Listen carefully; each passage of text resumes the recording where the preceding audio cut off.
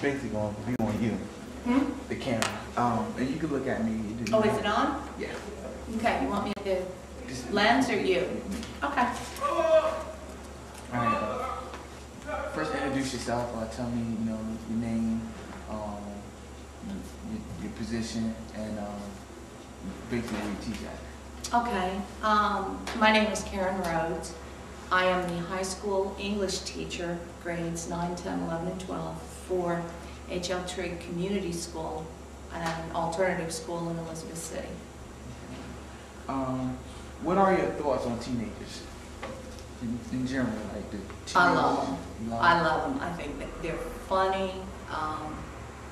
They are the future, the past. They're part of everything, and they better have my Social Security coming through.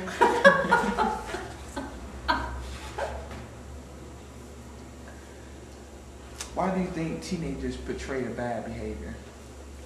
I think it's the media, quite honestly. There's way too much that they are exposed to at times. It seems like once children are not in elementary school anymore, parents step back because they are becoming young adults. You've got to give them more responsibility. You've got to let some of the natural aging happen with the child.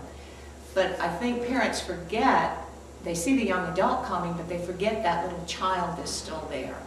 I was laughing this morning, this whole week, because I have a couple of my high school students with the rolling chairs, sit in them, and they do the like cars or something. So I actually see them playing cars. I saw one young man who is in 10th grade pick up something to pretend he was putting gas in the chair. And I think we forget, because we see them and it's like, be the adult. We want them to be a good adult, but we forget that there is a lot of childhood that we also need to be celebrating, the younger part.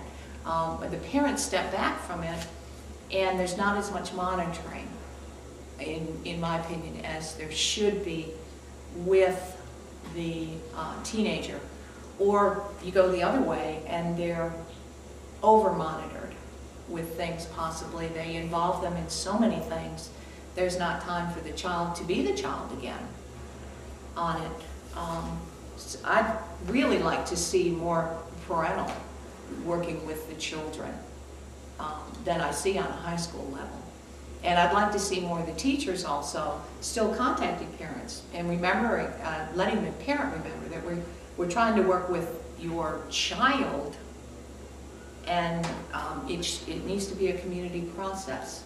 So, and I think if you're monitoring the child, you're not going to have all the media influence on them with everything. You'll know what they're listening to, you know what they're watching, you know what they're seeing, you know who they're associating with.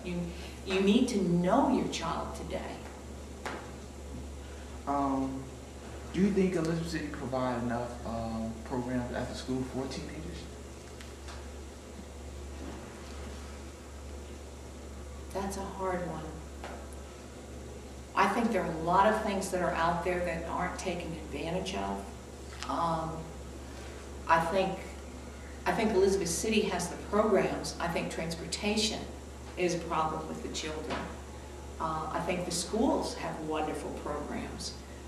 But again, sometimes transportation or other things that are going on with the children, they're not taking advantage of them. And I think they lose a lot with that.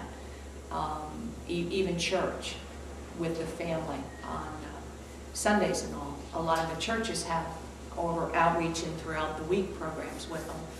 But I don't hear the children talking about the programs like that.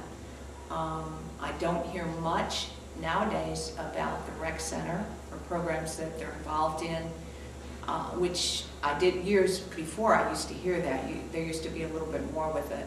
And again, it seems to be a little bit with media. Instead of, after school going to either a homework program or going to an athletic program or something, it's let's socialize. Let's get on the internet. Let's look at some of the raps. Let's look at the latest dance. Let's look at YouTube.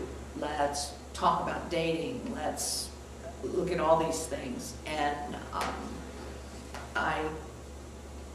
there's so much out there that I just don't think it's being taken advantage of. Well, that was it really. It was on Okay. Yeah, thank you. Okay, are you gonna do some editing, I hope? Yeah, Oh, yeah, good. yeah. Yeah.